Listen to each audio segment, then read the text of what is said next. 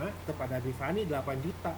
Jadi kan saya punya hutang tuh kepada Rifani 10 juta. Nah, kemudian Rifani ngasih cash ke saya, nih Pak, saya beli uangnya 8 juta. Jadi Rifani akhirnya HP-nya dapat, kemudian dia nanti punya piutang. Piutang itu adalah hak nagih kepada saya 10 juta.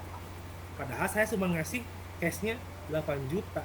Berarti kan dia punya cash tambahan 2 juta tuh. Nah, itu tuh. Itu yang kata Imam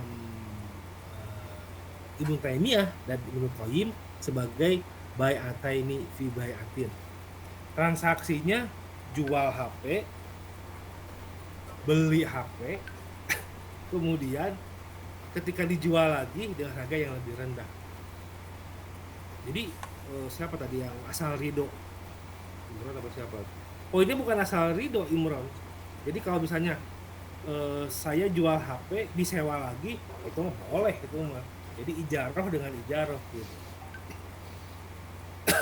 Ya itu yang kemudian kata Rasulullah disebut dengan bai'in was salafin. Jadi jual beli terjadi, padahal sesungguhnya yang terjadi adalah pinjaman uang. Yang kemudian disebut helah. Itu yang tidak boleh kata Ibnu Taimiyah. Kalau yang lain mah boleh. Kalau misalnya seperti begini, tadi di kelas A bagus contohnya itu. Buy one get one. Saya beli pucuk harum 10.000 tapi dapat 2. Jadi beli 1 tapi kemudian kan dapat 2. Nah, yang satunya ini kan saya cuma beli 1. Yang satunya ini akadnya apa? Hadiah kah atau hibah? Kalau dia hibah atau hadiah, maka ada akad jual beli plus hibah. Itu sudah murokab gitu. Kalau tasawurnya, kalau deskripsinya seperti itu, dia menjadi murokab. Tetapi kalau dia berubah, berbeda. Misalnya begini, ini hanya gimmick marketing saja. Sebenarnya harga pucuk harum itu cuma 5.000, tapi supaya cepat laku saya jual 10.000. Jadi keneh-keneh gitu kan. Jadi 10.000 dapat 2 itu ya gitu-gitu juga gitu. Supaya cepat habis saja barangnya gitu. Jadi tidak boleh beli 1, bolehnya beli 2 gitu. Jadi beli 1 dapat 2 itu sebenarnya ya harganya juga cuma setengahnya. Jadi beli 2 itu berarti beli setengah kali 2 sebenarnya itu. Nah, kira-kira begitu. Jadi harganya 5.000 plus 5.000 jadi 10.000.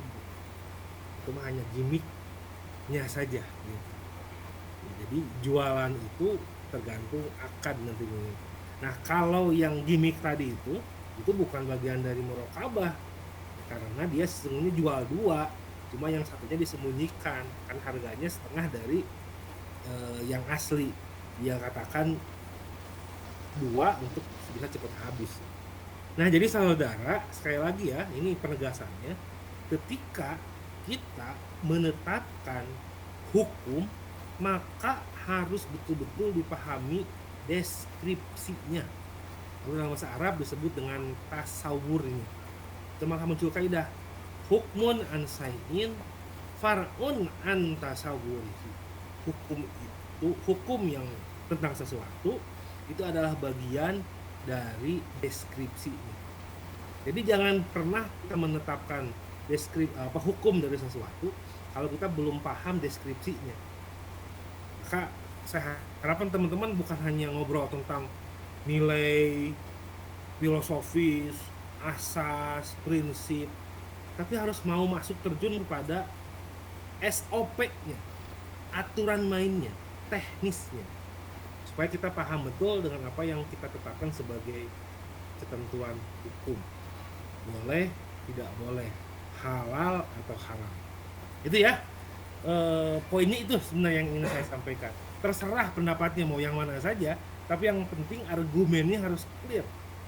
Saya tidak akan menggiring saudara ke boleh, Walaupun saya cenderung boleh gitu, tapi saya tidak akan memaksa saudara untuk boleh, silahkan